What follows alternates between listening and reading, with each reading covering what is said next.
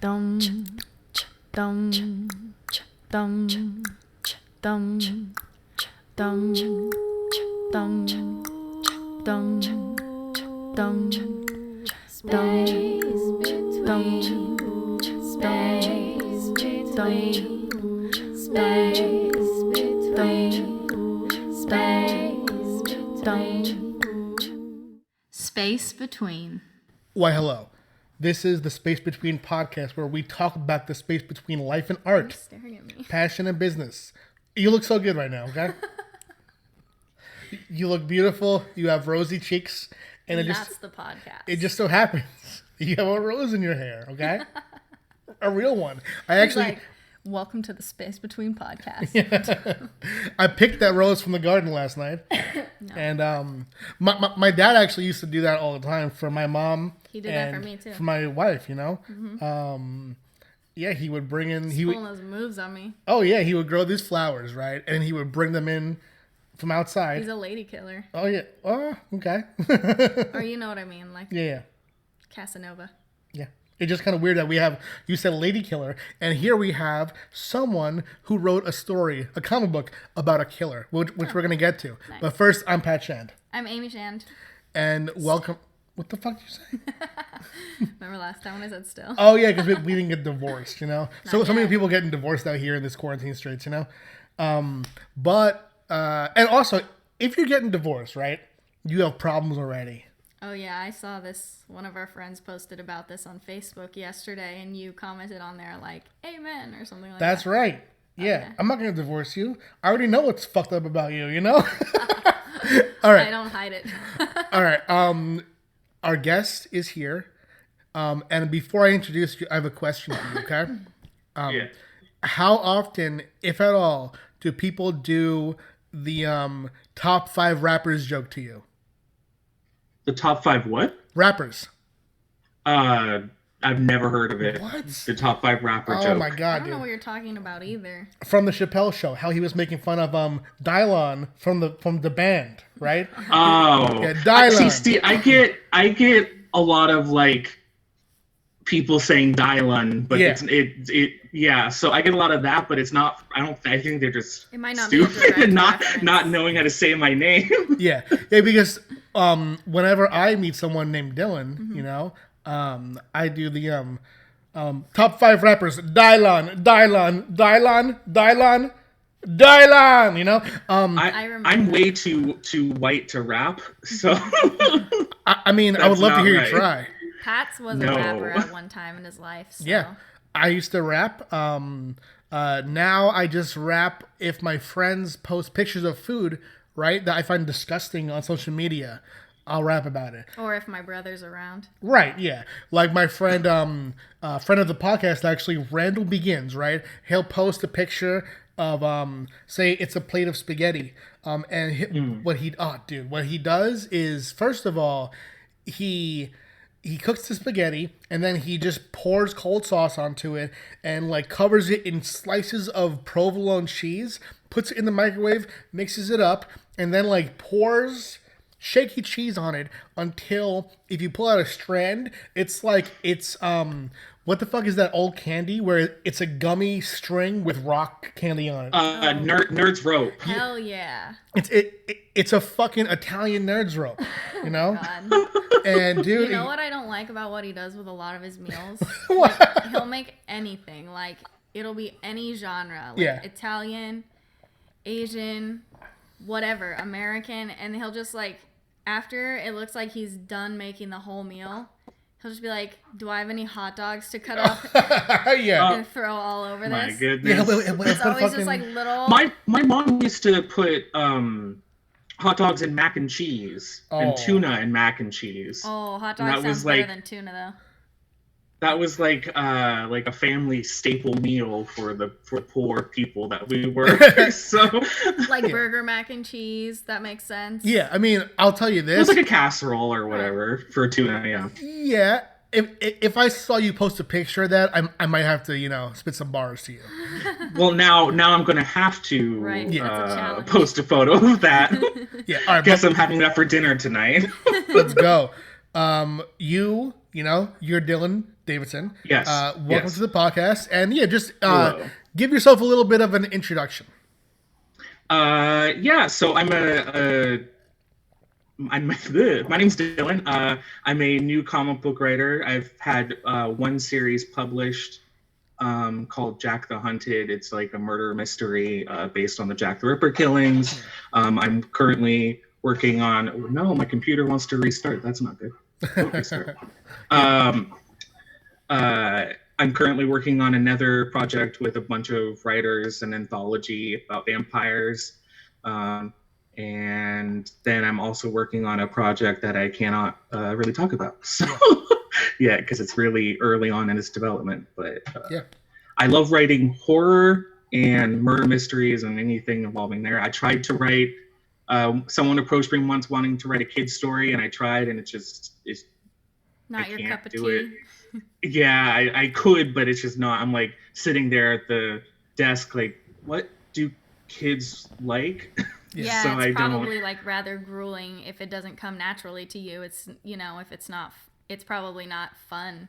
Because I think it's such a cool idea to do a comic that is inspired by like a true crime sort of thing, because I'm like a true crime fanatic and I listen to so many podcasts and stuff, and that's totally something that I would read. Yeah. You know, totally up my alley. No, that's a good idea. I love true crimes. I have a serial killer encyclopedia in my bedroom. Nice. That my sister gave me, and I look at it all the time, and I don't know, it's just super interesting. Like there's one called Jack the Stripper that was around, and he used to kill people and take their clothes.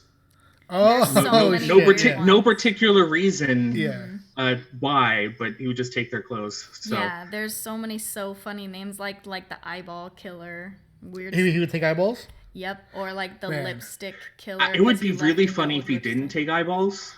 If he was the eyeball killer. Like, he took ears. Why would he took eyeballs, Pat? I don't understand. Someone in the news is trying to stir it up. Yeah, I mean, maybe there's a bunch of things he could have done, right? Like, he could have drawn eyeballs, like, you know, on a body. That's true. Right? That would be pretty creative. But, like, what I kind of feel, with these killers who have calling cards, right? Where, like, you can always identify them by a thing that they'll do. Like, say someone will, like, take a titty, you know, they call him the one-tick killer. Someone will take the eyeball killer, right? That just reminds me so much of the scene from Home Alone, you know, where it's the two burglars, right?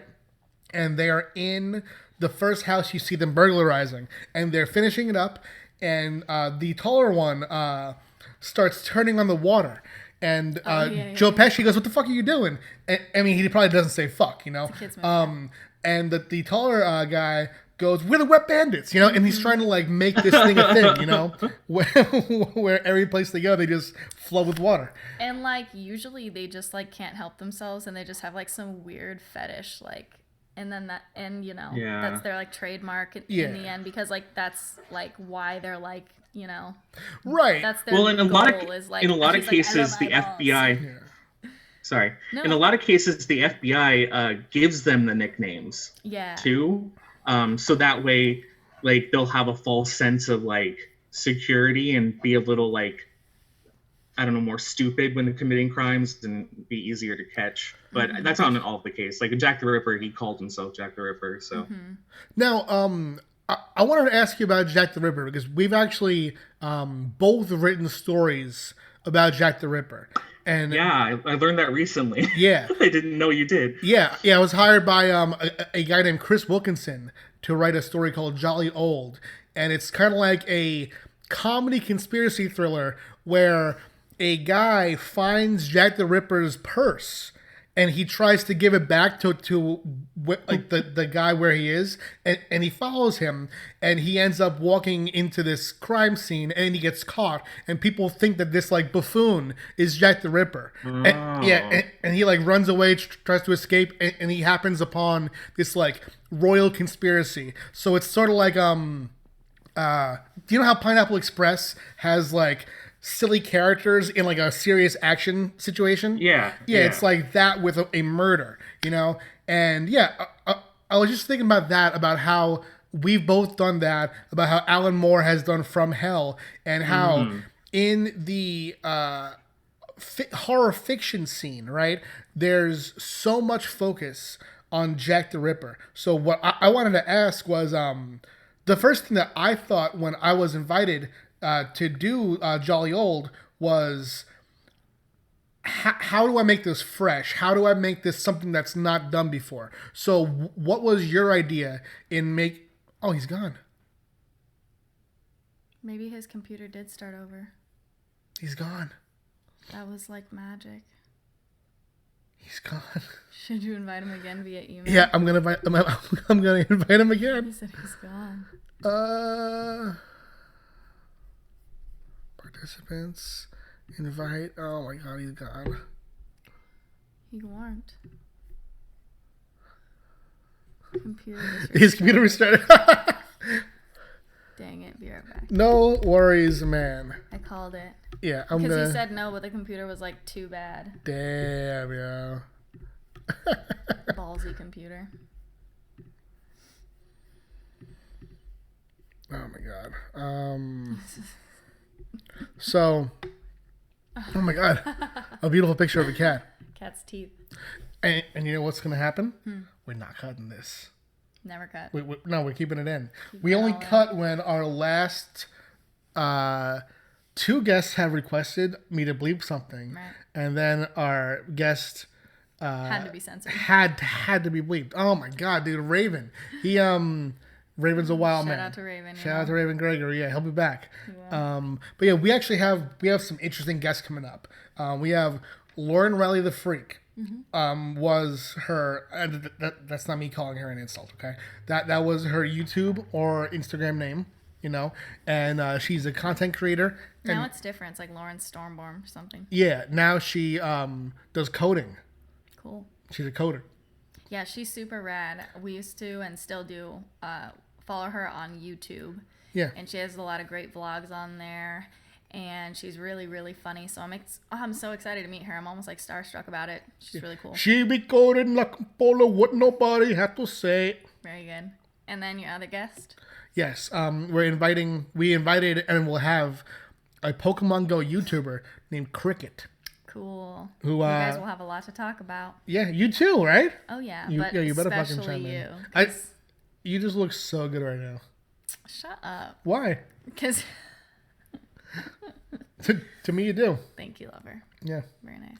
You have a little bit of a sparkle in your eyes that you didn't have before we started, okay? It definitely wasn't there. The sun is shining.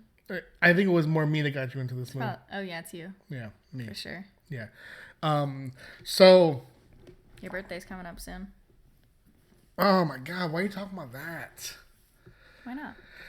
Because I don't know what I want. I don't know what I want to do. Where there's not many choices. I feel like, yeah, I know. That's what I'm saying. I feel like it's not going to be a birthday. It's going to be just like... Oh, we could still make it a birthday. Like, we could order a cake. Like an ice cream cake. I don't like ice cream cake that much, is what it is. Well, we could order a different kind of cake. I want a wedding cake. We'll start looking online. Dude, let me tell you something. We could watch like any movie that you want. We could, have a nice dinner. We could take a Pokemon walk. We can. I want to play Pokemon all day. It'll just be fun. For our wedding, we had this fucking delicious cake, right? Dylan's back. We had this delicious cake. Mm-hmm. Oh my god! Every slice I had, and I'll tell you this: I had 3 slices. Okay. Oh fuck! It was so good. Hey. Can you hear me? I can hear you. Yes. How about you? Okay. All right. Cool. I don't like technology. No. And it doesn't like me. No, it's all good. No yeah. problem. I was talking about fucking about how there are so many Jack the Ripper stories in our medium and in also horror novels. And what about the story made you want to like have your voice in there? And what did you bring to it that you wanted to make it fresh? So it's funny. The original concept. I have a best friend named Jasper, and he went to school for writing. I think it was film and stuff like that. But he wanted to try writing a comic book with me because I've always been interested in writing comic books. And conceptually, the idea completely changed. Originally, it was going to be more of like an action series, where it was going to be the prostitutes kind of like hunting down him, which is why it's called Jack the Hunted. And they were going to have like action outfits and like weapons and stuff, and it was going to be completely different. Sort of thing? Yeah. Okay. And so as I started like planning out the issues, I was like, I don't really like. It just became more of a horror murder mystery kind of thing. And so the thing that I wanted to do was focus more on like the empowerment of prostitution, like the group mentality, the protection, the like family element of prostitution, because that's a strong group of people, you know. Yeah, like people do advocate for sex work and stuff to this day, you know. Yeah, and I think I think sex work would be a fantastic thing to be legalized, but I think that it's these groups of women go through a lot in general in real life, and so I love writing strong female characters, and I think that is one of the best things about Jack the Hunted, was that these female characters were so strong. Jack was not really seen that much throughout the whole story up until the last issue, and I wanted to focus on that. Like, there is the police detective Alberline's in it, but I use him like 3 times out of the whole thing. He shows up, and like I wanted to focus more on the prostitutes, and it's a modern day remake of it, so it takes place in modern day. So I wanted to make sure that they had the tech that we have now, cell phones, internet, and for example, in one of the issues, Mary Kelly, the main character, kind of becomes an internet sensation.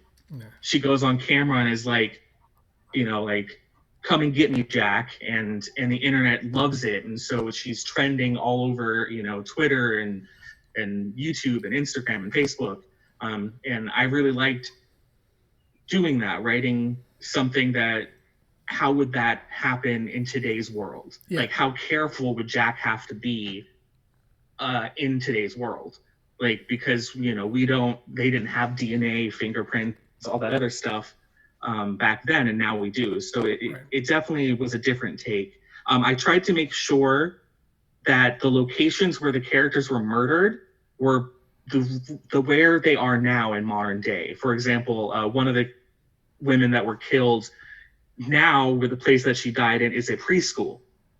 So I wanted to make sure, so she died in the preschool. That's an interesting twist, Yeah, so I did a lot of research on where they died. In fact, my artist, Renardo, for that series, he actually, and I didn't know he was going to do this, he took a trip to the UK. Damn, okay. Yeah. And the great thing about Renardo is he draws environments extremely well. And that's like his talent, is his environments. So he purposely took a vacation and went to the UK, and I didn't expect it. And he took photos of all the places, took the tours, to make sure everything was extremely, extremely accurate to what it would be like now. And I think that adds a lot to the book or to the series. And I forever thankful to Renardo for his hard work on the series. What a dedicated artist. Yeah, that's such an ideal thing to have, because I'll tell you this, and I'll be real. When you said that you matched the locations from the past to the present, that's the kind of research that I wish that I do, in my writing. That's just smart stuff, man. When I'm writing something historical, I tend to almost always kind of lean into the genre elements, so it doesn't have to be as real, Mm-hmm. Like with Jolly Old, I really built the comedy up, so I didn't really have to make it real, you know. But you doing that in the modern times and making the locations match, that's cool, man. I think that people who are history buffs, because like people who are fans of, I mean fans, but people who are interested in true crime are very detail oriented. Like I'll come back to you again. From Hell, you know, it's encyclopedic in its detail. So for you, one, to do the difference in concept of putting it now, I think that's great. But also just that extra detail, I think really, really elevates it. I'm so glad Google Maps exists, because that was super helpful, because I'm not going to go to the UK. I don't know how Bernardo did that, but I just did a lot of zooming in on like satellite maps and stuff like that. I went, I love doing research on serial killers anyways, so like it was not really that much research. And other stuff that I'm currently working on, I did a little more light research than I did with Jack the Hunted. But I think each, like you said, you leaned in on the comedy. I think each type of style is very different in a good way, though. I'm not very good at writing comedy at all, and I tried to write like the comedic character, and it just comes out flat. And so I think anyone who can lean onto comedy is talented, because I'm a funny person in conversation, but in practice I am not. So people always said I should join like what is it called, like the Whose Line Is It Anyway kind of thing. I can't remember what they're called. Improv comedy, and I'm like, no. Like, no. That just I'm gonna stand on stage and people are gonna be like, do something funny, and I'm gonna be like, hello. Like, I don't. It's true, I just can't do funny. There's a difference between having a sense of humor and being a funny person in a group of people or to be around, but like it's specific to be able to like tailor it and just like put it out on a stage and just have a bunch of strangers like laugh. That's different. So hard. I mean, I would love to do stand-up comedy, but I know that on stage I wouldn't be as funny as I want to be, that I just feel like I like talking, and the podcast format is best for me. So yeah, I understand. Also, I have huge stage fright, so like me too, going man. up and going up and doing that sounds crazy. Me too. But like I did a panel at Comic-Con, 3 or 4 years ago, I think, and that was nerve-wracking enough. That's just hard. I mean, were you alone on the panel, or did you have panelists? No, there was me, my co-writer, my artist, and like 4 other different groups of writers and artists. Oh wow! So how I met Bernardo was at Comic-Con. I'm going to give a quick little shout out. Comic-Con has something called the Comic Creator Connection. And what it is it's basically speed dating for artists and writers. And so you'll sit in a room and the writers will go around meeting artists and talking about their projects and exchanging information. And so that's how I found Bernardo was through that. And because we were a success story, they asked us to be on a panel at Comic-Con about successly creating That's really a neat. comic. That's and so that was exciting. That's cool. Wow. I would never think that like that exists, but that's super smart. Yeah, they have it at every San Diego Comic-Con and every WonderCon. Nice. If you guys search it up, if anyone who listens search it up and wants to be interested in meeting artists, it's a fantastic way to do it. Nice. I mean that'll definitely be good when Comic-Cons come back in 3 or 4 years. When we can leave our bedrooms. Seriously. Now, do you mind if I ask a personal question? Yeah, go ahead. I'm rarely get bothered. All right. So, you had health issues the past about 3 years ago or so? It was 2 years ago. Actually, 2 years today was my first chemotherapy. I Facebook loves to remind me of that. So it was 2 years ago today that I had my first chemotherapy. Yeah, I had stage 3 Hodgkin's lymphoma, which is a blood cancer.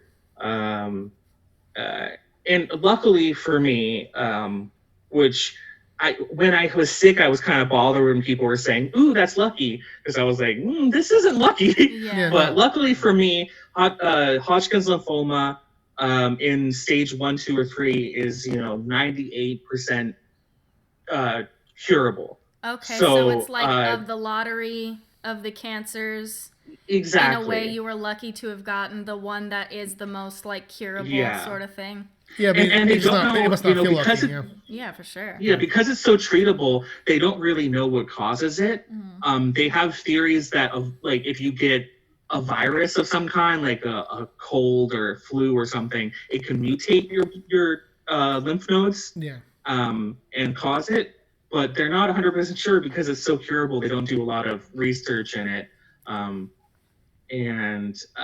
So like I was very lucky, I had fantastic doctors and nurses. I had like a whole team of nurses that would constantly be with me because I was very sensitive to saline, and they would always put the saline in first, and that would cause me to throw up instantly. So I had a lot of fantastic nurses who would put up with that. I had to get a port, which is a thing they put in your chest. It's about the size of a quarter, and it's to put the chemo in, because they do chemo through the veins, but it's if you're having more than I had like 12 sessions, so if you're having more than a couple sessions, they put a port in because chemo could blow in your veins, and then that's very painful and burning. So they made sure to put something in me so that would not happen. It was definitely an interesting experience. Is the port is out now, and that was just for the duration of your chemo? So every doctor does it differently. I found out, but mine is removed. But sometimes they'll leave it in because they won't say that you're cured for 5 years. So it could come back, and it easily does come back within 5 years. And so they sometimes keep the port in just in case it goes back. Sometimes they'll take it out, but they took mine out. I have a wonderful little scar now where chest hair won't grow. And, a lot of people keep theirs and make it jewelry or something. I didn't do that because I didn't know that was a thing. Yeah. But they showed it to me. It literally looks like a quarter made of like black metal with a bunch of wires sticking out. I can see how someone would want that as a pendant or something. Yeah. I don't know. I never, I don't know. I don't think it ever really hit me that I was sick. Mm-hmm. And so I never got that moment of oh God, I'm sick. Yeah. So I didn't feel the need to keep it, I guess, or to. That's I still go and see. Yeah, I still go and see the nurses occasionally who treated me, and I'll say hi because I have to go in every so often to get checked out to see if I'm okay. Because for 5 years. For 5 years, yeah. And so when I was done, I was like, oh, thank God this is done. And they're like, see ya in a month. And I'm like, oh, gotcha, yeah. Right, cool. Yeah, that actually that sheds light on something that I remember from this time. And I guess we don't know, just from what we post on social media, who sees it and who follows certain things. So I don't even know if you know that I was following, but what I remember is this: you were posting about your doctor visits and about your chemo, and that there was one post where you said something to the effect of, in 24 hours, I'm going to go in and I'm going to know if I'm good now. Yeah. And then you never followed up on social media. Oh, I don't know. Okay, so, and I saw that. So, I was refreshing your page every day. I like to leave people hanging. No, so... That's so funny. Aww. It's so weird because when I first got diagnosed, I didn't want to tell people. Yeah. I didn't like my mom. She was like, "Oh, I gotta, call my sister and call this person," and I'm like, "No, like I don't want to do that." And I think it's just, I don't know, like I've always been a sharer, so it seems weird that I wanted to keep that to myself. And so when I finally got the okay, I just didn't think about posting it. Yeah. But when I was sick, it was easier for me to post it because there was nothing else I had to do. I was sitting in a room for 1 to 3 hours, and I would, do nothing but read comic books and talk on Facebook. But no, you're right. I guess I didn't even think about it. I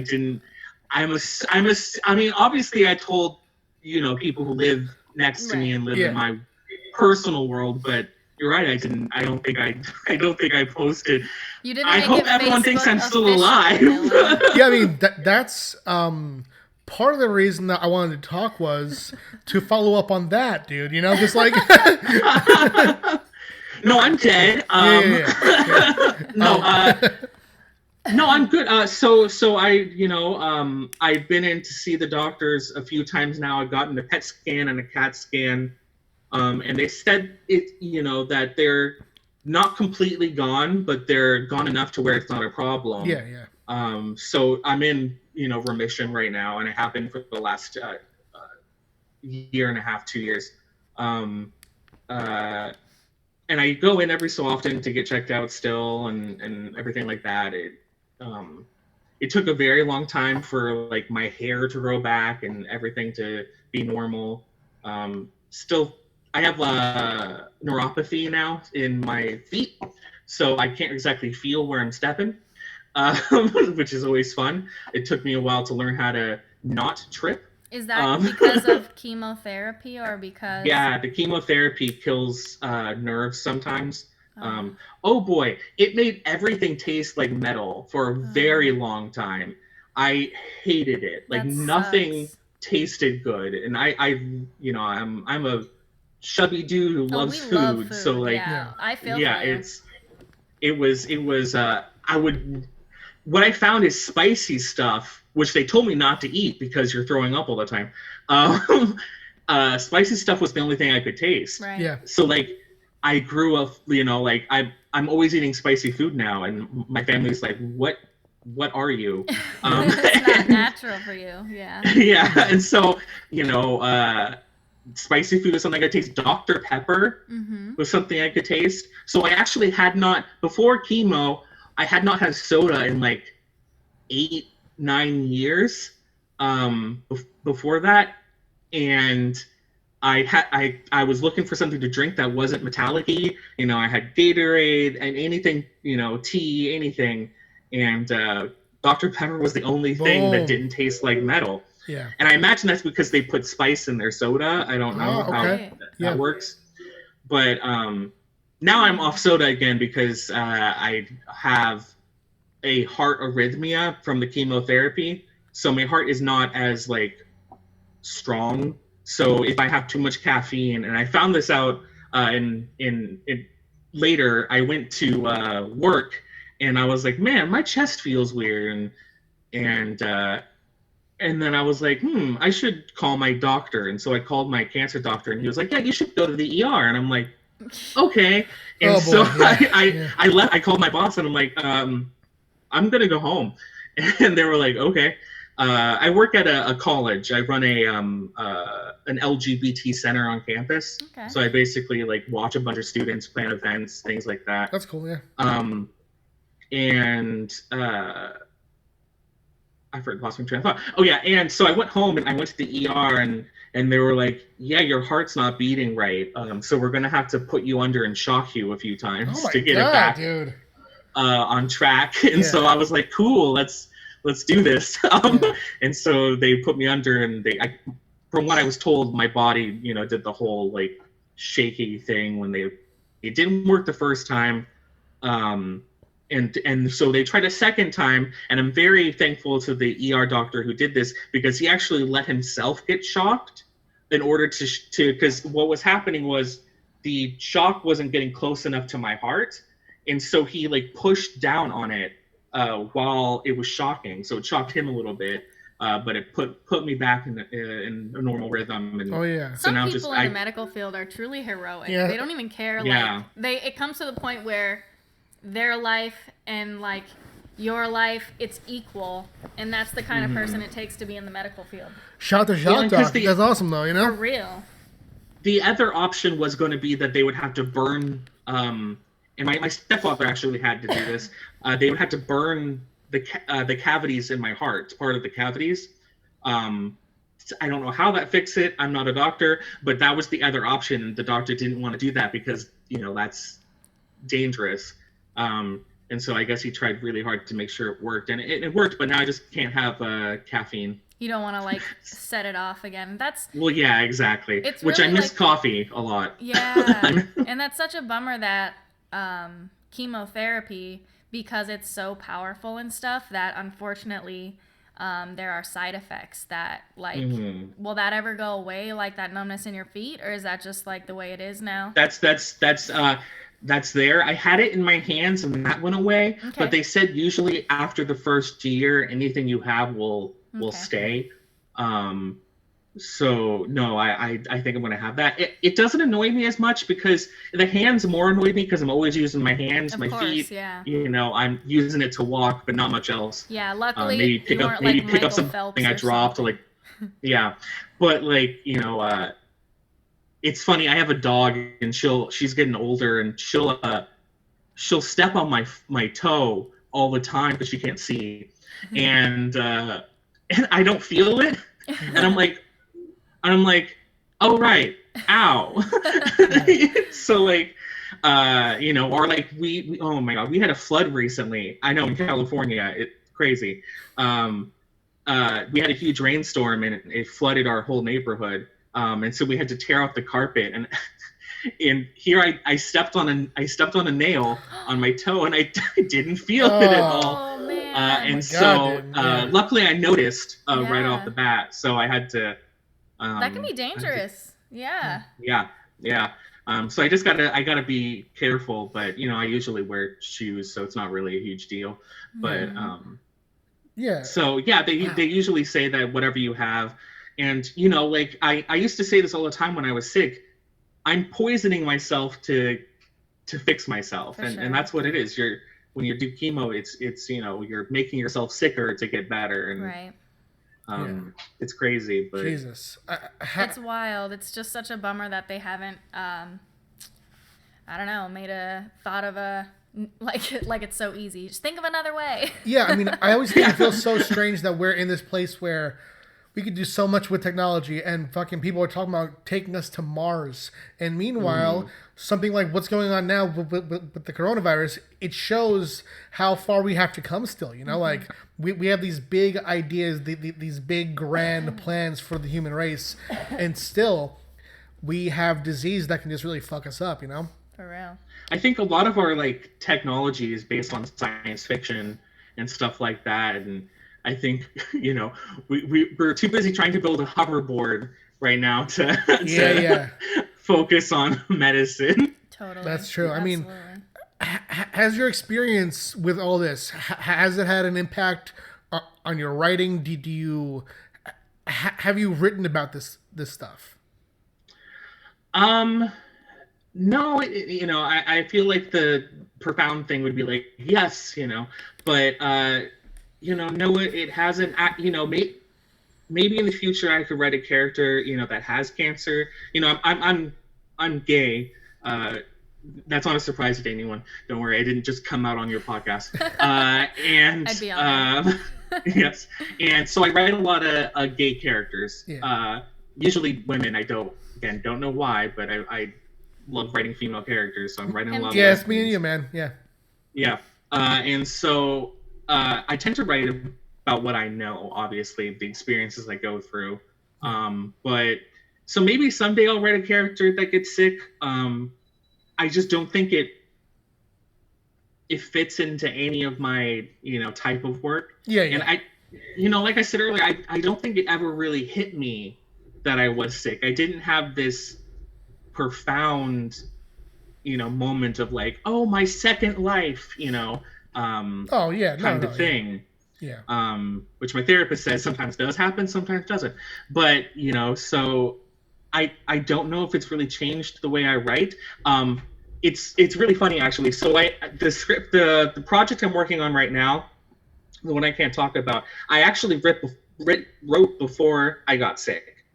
And they don't tell you this, but chemotherapy affects your memory. And so it's very possible that chunks of my memory are not there anymore. So like, my mom will be like, oh, you did this when you were a child. And I'm like, what? Like it's just not there anymore. And I read my script for issue 2 of the project I'm working on. And I sat there and I was like, wow, this is really good. I don't remember writing it, but it's really good. Wow. So I kind of got like a fresh take on my own work. And I guess maybe that's the only thing that it affects, like I was able to like look at a lot of my work with, like an outside view and be like, that's not good, or this is good. So I think that was beneficial in a weird way, but yeah, because that just for any writer, just that's one of the hardest things is looking at your own work and removing that bias. And I mean, for me, it takes so much time. Like now I'll be able to go back and you and I met when I was doing the Zenescope stuff. Yes, Robin Hood, yeah. Yeah, and now I can look back on that and read that almost as if it was new and see where I could have done better and what's good. But the stuff that I'm doing now, I have to try very hard to try to remove myself. It's very difficult to put yourself in the reader's seat there, Well, it's so interesting reading your stuff from there forward, because there, even within the Robin Hood series, I read every issue you wrote on Robin Hood, and I stopped reading it after that, not on purpose. I moved on. But there was so much evolution. Yeah, there was so much evolution in your writing between when you started writing Robin Hood all the way to the last issue that you wrote, and it like there is a lot of like differences in how you approached things, I think, throughout the whole series from the beginning to the end, because you could definitely tell that by the end it was your voice more than anything you've written before, in Robin Hood. Like, yeah, I mean, that's a question that I have for you too, is because that's true. When I started Robin Hood, the first series, they had a very specific outline for issue 1 and a rough arc for volume 1 totally. And then volume 2 and 3 were all my ideas, but I was feeding off of what came before. And then the ongoing was just totally from jump my plan. With your writing, that's when all the gay happened. Yeah, exactly. Do you do work for hire as well, or have all your series thus far been creator owned? Because I think actually all the stuff that we've talked about on my end, Robin Hood, the Zenescope stuff, Jolly Old, all work for hire. But I've done creator owned stuff too. So sorry. No, yeah. I haven't done any work for hire. I would, but I haven't done any. I am in the mindset if I wrote another person's character, I would be okay with it, even if I like had to leave or whatever. Yeah. Like if I wrote like, Robin Hood or something, for example, like I probably wouldn't want to write it forever, like, or if I wrote like someone like in some alternate universe, DC contacted me and was like, hey, write Batwoman. I would love to write, Batwoman, but I probably wouldn't want to write it forever or like for a long period of time, maybe a couple arcs, just because, I feel like it's very limited, in what you can do. And there's a lot of red tape and stuff. And I like to take my characters through like super traumatic experiences and stuff like that. And so, I feel like DC would be like, no, you can't do that, or no, you can't do that. And I think I would have a very fun time writing someone else's character. Yeah. I used to do this this game on comic book resource forums. Okay. Where you would kind of like write synopsises for synopsis. What is it? What is it? I would call it synops. Synopsis. None of us know. And so you would kind of write out we'll say solicitations. There we go. Yeah. And for issues of DC characters, and people would like have the option to, so people would like essentially vote for which ones they liked the best and stuff like that. And I did a Wonder Woman one once, and people absolutely loved that. So I think I would do I love mythology, any kind of mythology, religion, even I spend reading about serial killers and religion of any kind, even very religious myself.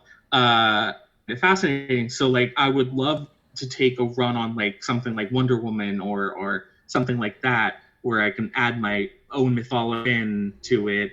But again, I think I would, want to leave at some point, just because I don't, like people have long runs, like Scott Snyder on Batman, for example, and they're fantastic.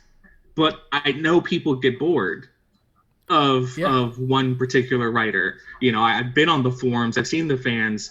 They as much as they loved Scott's work, they were like, oh, let's move on or whatever. Right. And I don't want to be long enough for somebody to say, okay, let's move on. I want to be there just long enough to where I'm like, okay, now someone else do it, not me, thanks. Yeah. So if I ever got in work for hire, it would be on a temporary basis, I'm sure. Yeah, it's important to know when is a good time to end. On all my long running stuff, except Charmed. Charmed was Charmed. Oh, I loved your Charmed stuff. Oh, hey, thank you, thank you. Yeah. I'm a huge Charmed fan, so I love that I love that there was a comic book for a little while that continued it. But... Thanks. Yeah, I mean, it was fun to write. It was set for 25 issues from the start, and then it was trimmed to 22, and then 20. So I always knew how it was going to end from the start. But with Robin Hood and my Grim Fairy Tales run, Arcane Acre, those I both went into open-ended. And as we kind of got into it, like with Robin Hood, when I wrote issues 13 and 14, the Van Helsing crossover, Joe from Zenoscope didn't like the direction, and he asked me what I would think about if issues 15 and 16 were a guest writer, and then I came back with some new energy for 17 and on, and I said, no, instead, how about this? And I outlined issues 15 to 20, and that'll be the end of it, and showed him how I would end it. And he agreed to that. And with Grim Fairy Tales, it was running along the same time as Robin Hood. Like, my first issue, 101, came out the same month as Robin Hood 1. So my plan was to just stick with that as long as I could and just keep doing cool stuff. But when I saw Robin Hood ending, and they do these anniversary issues every 25 issues. I saw 125 coming up, and I thought that would be a good point to end, because the longer you stay, the more you're going to be open to these editorial notes and things that'll take you away from your original vision. Because, I mean, I think you and I are the same in that at our core, we are... we want to make creator-owned work, That's what you've done mostly, and that's what I'm trying to lean toward doing more now, So yeah, it's I think some people can do it, and that's their career, and I think those people are very strong, because I don't think, not that I don't take direction well, but I just don't think I could sit there and have an editor tell me like, nah, do it this way. For that long. Yeah. So, I know people at like the mainstream comics get, bogged down a whole bunch by editors and get told what to do. And say more power to them, because I don't think I could. I would want to punch somebody eventually. So I don't think I could do that forever. It's I mean, rough. again, I would. So if DC's listening, thanks. I'll take the job. But I don't think, like I said, I don't think I could do it forever, because I would get annoyed. Mm-hmm. Now, I want to get back a bit to killers, because you're both super into, you're fans of murderers, you two, Mm-hmm. so yeah, I want to hear both of you. Who is your favorite killer, or your favorite story even? Oh, I wouldn't be able to say, because I don't really have a memory to be able to like list things off. I don't even remember specifically like who Jack the Ripper was. But don't you like Joanne Wuornos or something? Eileen Wuornos. Wuornos. Yeah, I do remember that one. But like I just listen to all the podcasts and I like inhale all of it at once. So to me it's just all one big cloud of stories and information. I've never gotten down. It's all sitting there somewhere. But... I've never like gotten down to like hardcore researching one case. I've only listened to like one story about every single case, pretty much. I feel like you dive in more than you're saying, though. Into the podcasts and shows, but I never like go on a tangent of like one murderer and watch everything about that person. Oh no, yeah. Listen to everything. So I wouldn't be able to list any facts. And that's true. I feel like you went really deep into Eileen Wuornos. No, I just watched one documentary about her on a plane ride. Yeah, but you... That's the worst time to remember anything. What else did I watch or listen to about her? You were reading articles to me about it. You even brought up doing a graphic novel about her. On that plane ride, possibly. No. All right. How about you, man? I don't have a memory, but I do love H.H. Holmes, which is like one of America's first serial killers. He had I think American Horror Story touched on it. He had a murder house. Yeah. Where he would kind of trap people and they would get killed through these puzzles or trap doors or weird things like that. A lot of maids he had a lot of maid victims. Mm-hmm. But if you asked for specific facts about him, I would be like, I don't know. Yeah, I think it was in Chicago.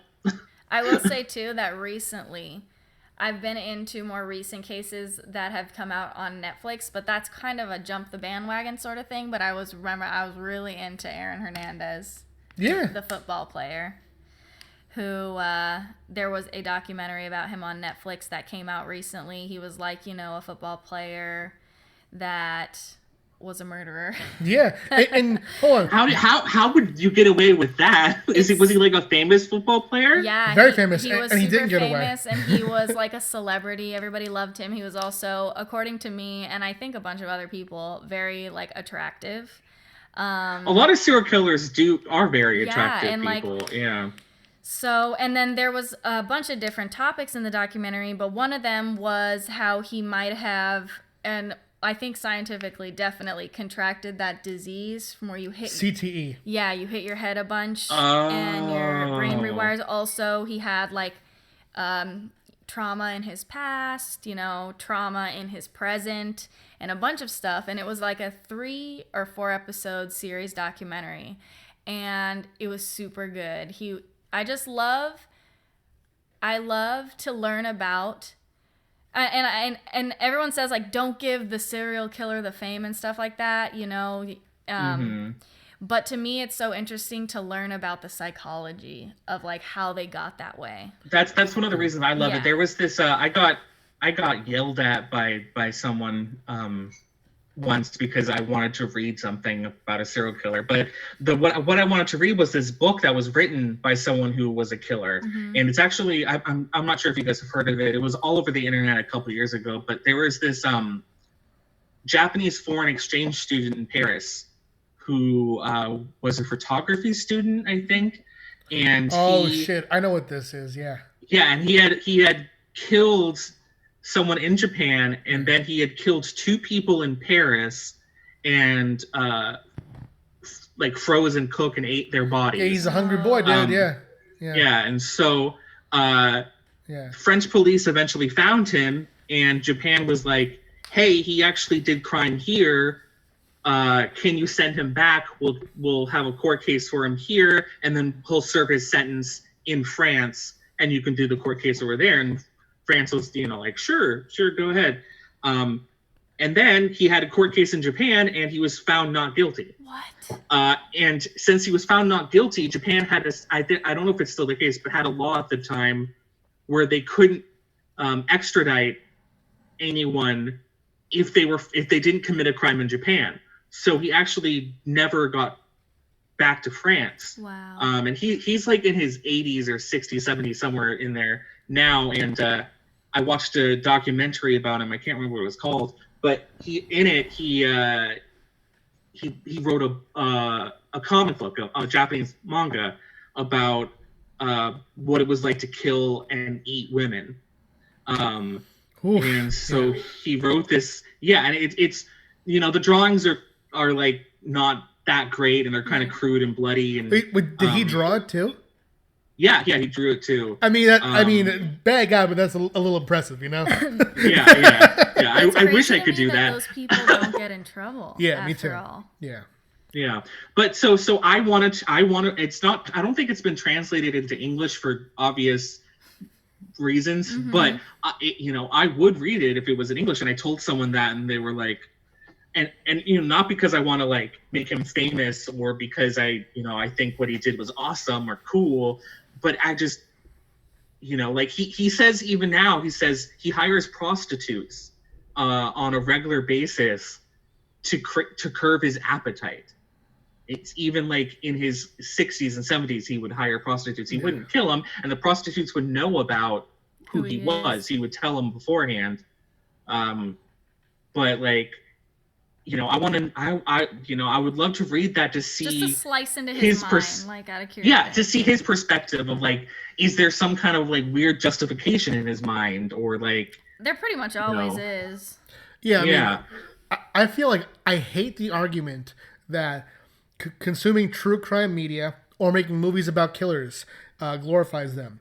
To me, it doesn't. And all you have to do is look at the audience of true crime podcasts, of true crime documentaries, largely women. Right? Yeah. Well, at least like My Favorite Murder, it's like their following is largely female, but there's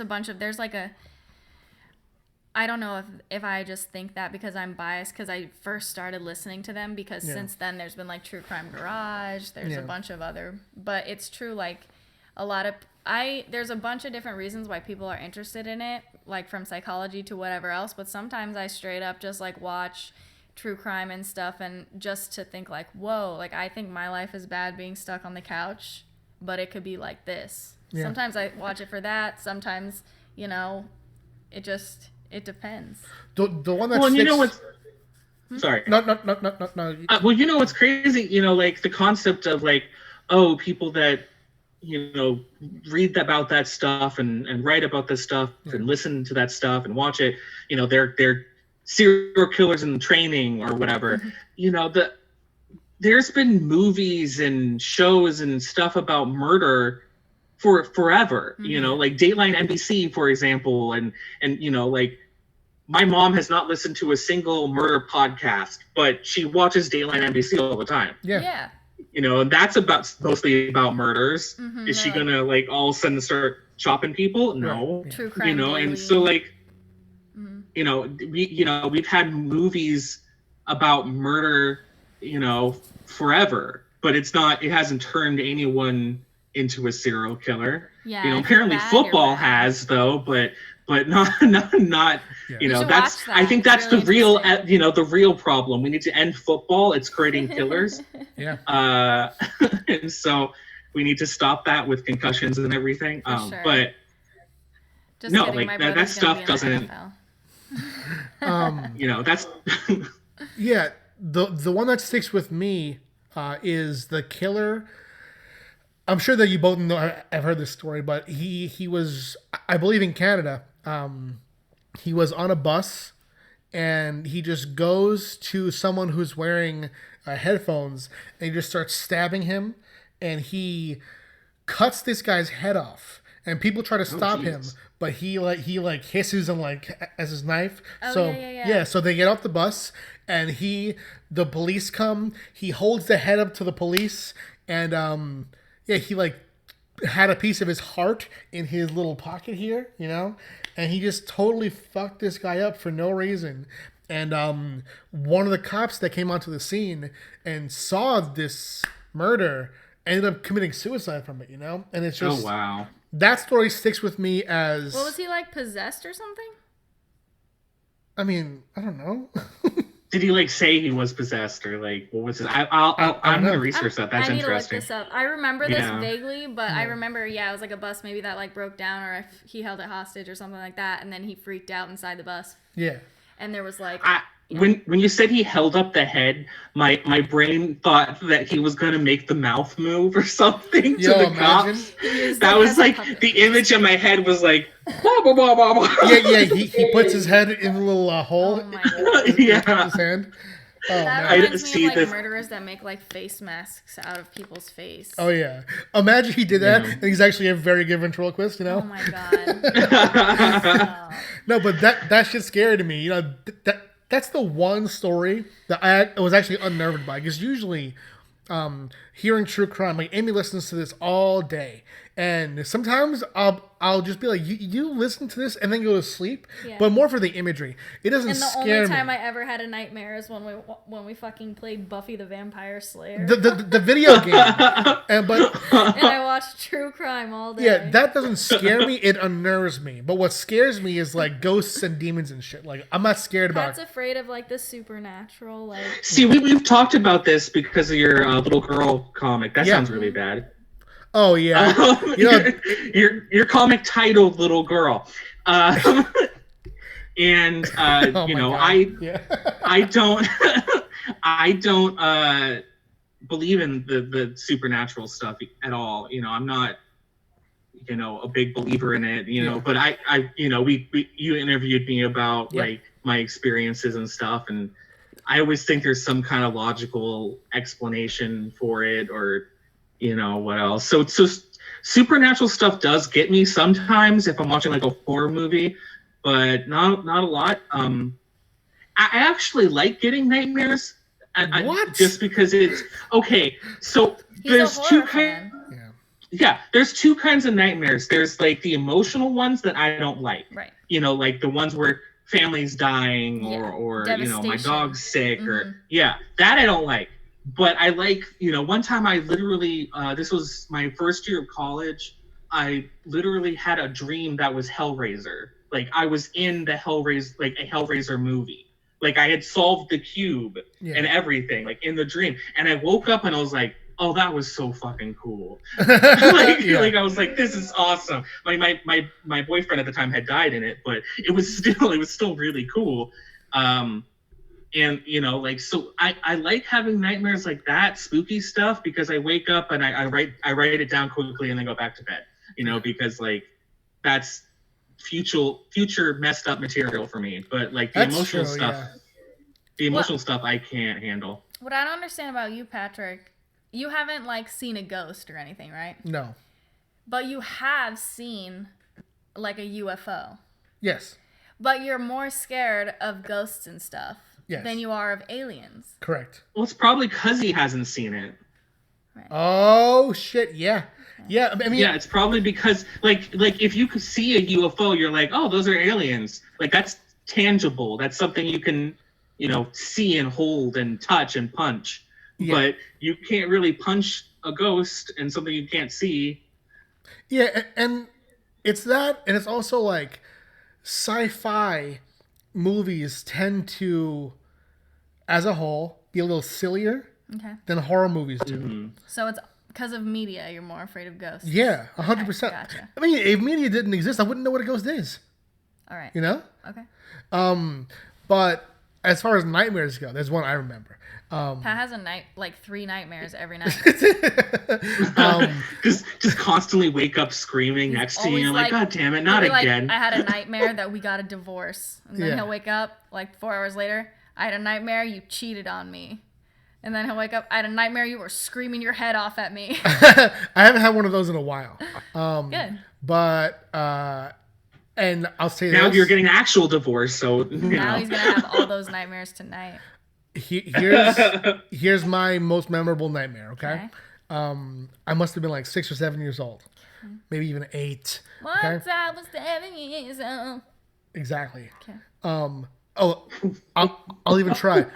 You know, Once I was 7 years old and I saw the It clown by my fireplace. That was your dream? Yeah, the clown from It, right, was by my fireplace. And I saw it, and in the dream, I hopped into action. My fireplace in my childhood home had this little shovel and a poker. I know it. And I grabbed the shovel, right, and I swung and I cut the It clown's head off. Oh my god! Yep. And then I saw the clown fall, and I saw my dad in the kitchen, and he was turned away from me, and he was doing his fucking taxes. The fuck? And I was like. Taxes are very scary. Let's be honest. To be fair. I was like, Dad, do you see what just happened? And he turned to face me, and his face was the It clown. Oh no. And then so was this like because you read the book, or was this because you watched the TV? I think it's because I saw my dad watching it, because I hadn't watched it until I was grown. I was always scared of those kind of movies, like when the Freddy Krueger trailers would come on TV, I would run from the room. The funny thing is, when I was little, I always say horror kind of like Stockholm syndromed me, because when I was little, my twin brother Clayton, I have a twin brother. Dan, you're a twin, man? I didn't know that. Yeah, I'm a twin. Identical, fraternal? Identical, nice. Yeah. He would love horror movies. His favorite, Friday the 13th, Nightmare on Elm Street, and we would always sit down on the couch, and he would kind of force me to watch them. And I would be terrified and like holding on to him and all that stuff. But I guess at some point, like, I'm more of a horror movie buff now than he. Like, I have a coffin in my bedroom full of horror movie stuff. You know, that's cool. I use as a shelf, and like, I don't know. At some point, it just became like my thing. Yeah. So I always say horror movies kind of like Stockholm syndrome me into loving them. Yeah. First, you didn't. I had a recurring nightmare when I was a kid, and it was I have that phobia about holes. I can't remember what it's called. Oh, it's trypophobia. Trypophobia, yeah. So I that stuff like I'm really scared of anything, but that stuff will get me. My friends will sometimes send me images on purpose, and I'm like, fuck you guys. Oh, I'll actually send you a comic that I wrote about it. Oh, really? Yeah, see if it can freak you out. Yeah. That probably will. But so when I was a little kid, we had this after school program that me and my brother would go to. And when I was little, to be like a movie star or an actor or whatever. And so in this dream, someone came to audition kids for a movie. And so I wanted to be a part of it. But all of a sudden I got these like red blotches all over my arm, and I was really upset about it. And the red blotches slowly opened up into holes into my skin, and like spiders crawled out. No. And the holes were all over both of my arms, and it was so bad that when I woke up screaming, I could still see the holes. Like in my brain, they were there. And I've had that nightmare like 3 times my entire life. Oh, wow. The same exact one. So I think that's what obviously gave me my phobia, but I can't do things that aren't supposed to have holes. That have holes bother me. Yeah. Like there's that what's his name? That famous Japanese horror comic writer. Is it Junji Ito? I don't know. Anyways, he writes a lot of horror stuff, and he has ones about holes, and yeah. My ex-boyfriend showed it to me, and I was like, nope, this is not cool. Nope, yeah. What's crazy is as you were telling that story, until the spiders, I forgot that it was a dream. So I was like, oh shit. Yeah. Yeah. Oh, I had a whole bunch of holes. That's funny. But yeah, we're gonna wrap it up now. But can you tell the listeners and viewers your fucking hair? Yeah. It looks good. Well, it just keeps falling down. But go ahead. Yeah. Tell the people where to find you, where they can read your work, and all that stuff. Yeah, so you can find me on Facebook, Dylan Davison. Feel free to add me. You can find me on Twitter, which is at Dylan Davison. I'm quite active on Twitter with promoting other people's work. That's kind of like all I do on Twitter. And as far as great stuff, it's actually interesting because the comic book company that published Jack the Hunted shut down. So you can't really find it anymore. Do you have the rights? But I do have the rights. Good. So that's something we're constantly trying to find a new publisher. Yeah. If people are really dying to read it, just send me a message and I can send you the PDF or something because I don't really. I was not in this for the money anyways. Yeah. And so the new anthology is coming from Rocket Ink Studios, so you can find them on Facebook. That I believe should be out in this year, if I remember correctly. That I just want to say really quickly that is going to be a fantastic anthology. It's put together by this guy named Stan Yak, and oh yeah, I think I know Stan. Yeah. Yeah, and he's a fantastic artist, and he wanted to write about vampires, and so we got a bunch of us writers together. And just old school horror. Like we have some fantastic writers working on stories that are like take place in the future, that you look beautiful at, that take place in the future, that have to do with like emotional stories about like dads who get bitten by vampires and have to deal with that as a father. There's just a ton of stories. My story is again about prostitutes. Because apparently that's something I can't stay away from. But it takes place in the Old West, which I love writing. Yeah.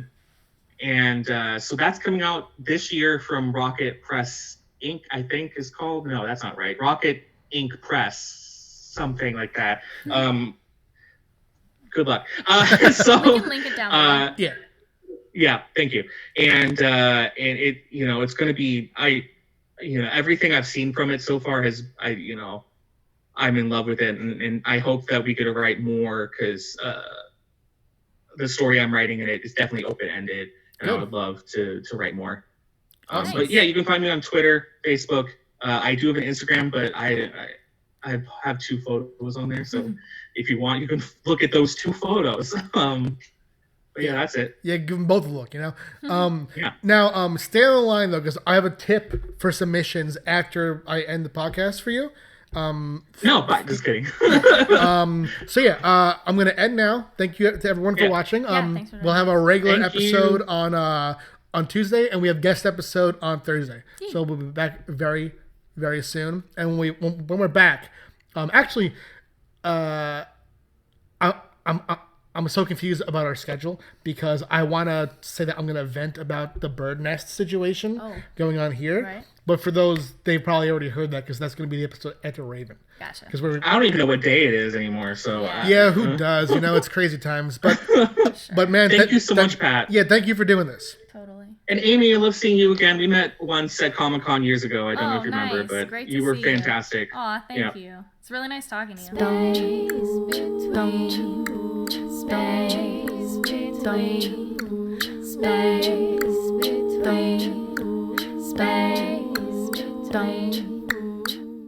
Space between.